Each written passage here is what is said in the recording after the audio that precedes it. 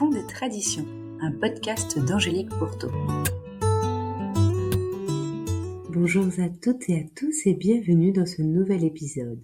Aujourd'hui, je vous invite à un voyage intérieur, un moment suspendu entre la chaleur d'un foyer et le froid de l'hiver. Ressentez-vous ces instants où la chaleur du feu de cheminée répond au froid de l'hiver, où les cœurs se rapprochent autour d'une même lumière? La période des fêtes de fin d'année approche. C'est le moment où la chaleur humaine des retrouvailles familiales peut vaciller dans certains excès, des souvenirs à créer comme des tensions à appréhender. Profitez, mais en prudence, nous rappelle l'hexagramme 63 du Yiking. C'est donc le parfait moment pour vous parler de la relation unique entre le cœur et le rein. Un équilibre subtil et précieux entre le feu et l'eau, l'esprit et sa manifestation. Le rein et le cœur entretiennent une relation unique.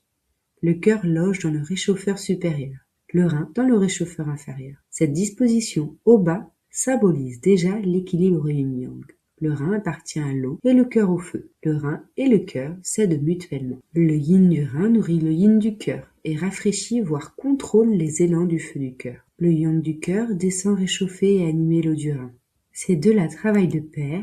Le cœur abrite l'esprit Shen et le rein stocke l'essence Qing. Le Shen, logé dans le cœur, énergie Yang, a besoin de l'ancrage du rein, de son énergie Yin, de sa matière pour se stabiliser. L'harmonie entre le cœur et le rein est donc essentielle pour le calme émotionnel. Une attraction entre ces deux polarités est nécessaire pour l'équilibre fondamental de la vie humaine.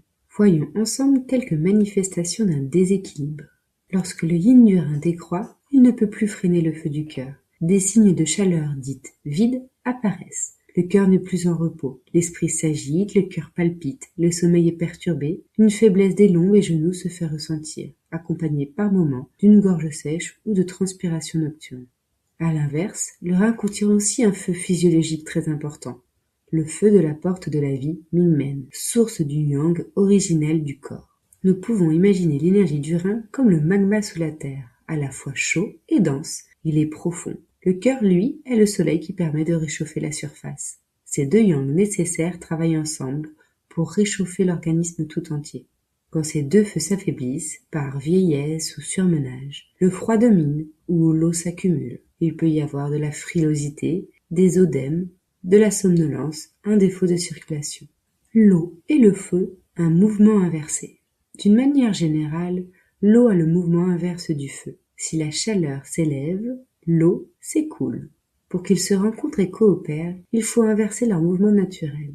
Cette union représente l'harmonie entre des forces opposées mais complémentaires. Pour bien dormir, ne faut-il pas avoir la tête au froid et les pieds au chaud? Cet inversement des polarités est essentiel au calme et au repos de l'humain.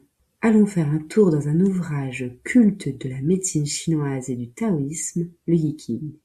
Et voyons ensemble l'hexagramme 63. Cet hexagramme représente l'harmonie au feu. Il est nommé après l'accomplissement, ou alors après la traversée, et encore l'ordre accompli. Le trigramme O, représenté par deux traits yin, un trait yang, deux traits yin, est placé au-dessus de son parfait opposé, le trigramme Feu. Un trait yang, deux traits yin, un trait yang. C'est la marmite sur le feu. L'eau chauffe sans déborder. Le feu éclaire sans consumer. C'est le symbole de l'harmonie parfaite atteinte. L'hexagramme 63 évoque le point culminant et la réalisation finale d'un parcours. Tout est en ordre, mais cette danse est fragile. L'hexagramme 63 nous invite à prendre soin de ce succès sans excès et nous engage à la modération. Après l'arrivée au point le plus élevé de la montagne, à son sommet, il nous faut redescendre. Il ne tient qu'à nous de rester vigilants et attentifs dans notre conduite. Des retournements sont possibles. Le centre se déplace à chaque pas. Modestie, sobriété et tempérance sont les gages d'une vie harmonieuse. Allons encore un peu plus loin dans la tradition taoïste avec l'union de Xing et Ming. Poursuivons l'étude des rapports entre le feu et l'eau, le cœur et le rein dans cette tradition. Xing, X-I-N-G, est la nature innée et originelle de l'individu. Lié au ciel antérieur, à l'esprit universel, Xing est lié au cœur et à l'esprit. Il fait référence au caractère véritable de l'individu et à sa possibilité de développement.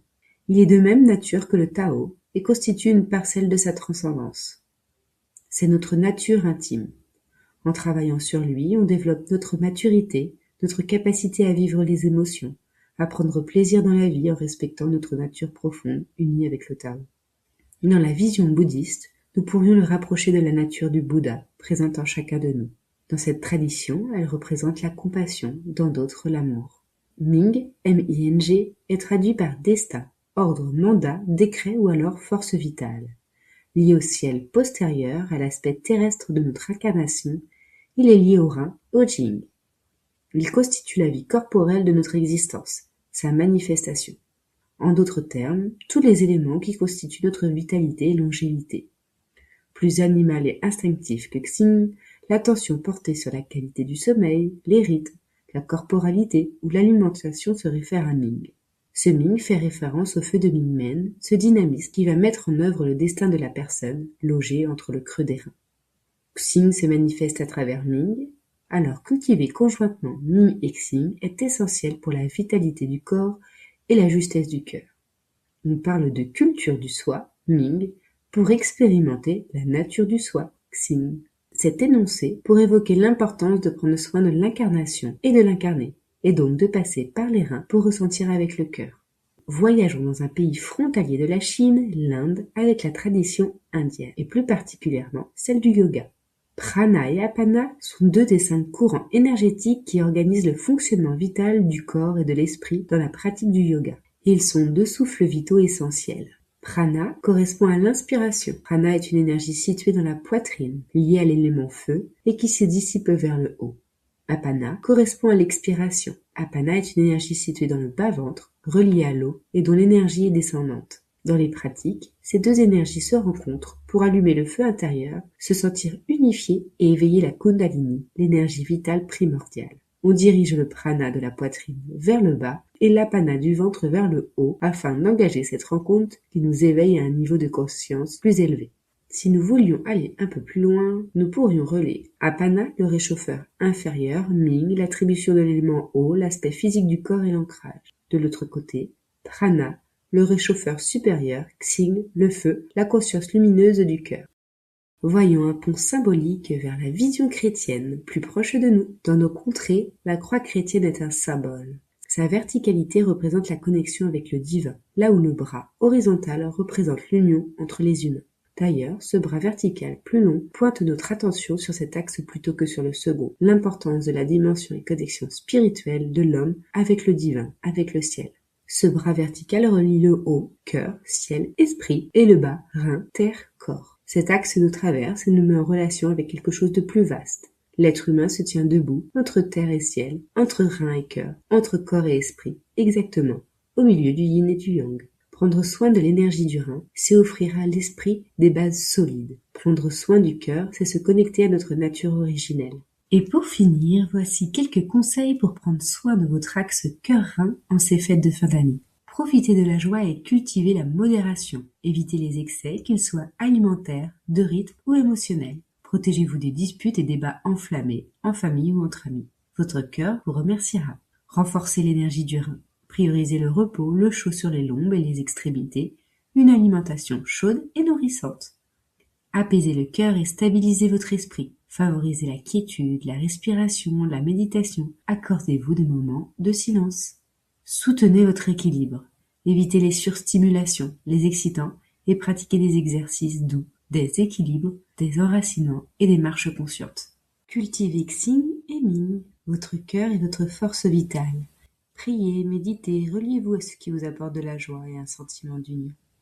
De l'autre côté, prenez soin de votre longévité en prêtant attention à vos rythmes. Ce podcast est terminé. En cette fin d'année, je vous invite à vivre pleinement la chaleur des fêtes tout en gardant la tempérance de certains excès.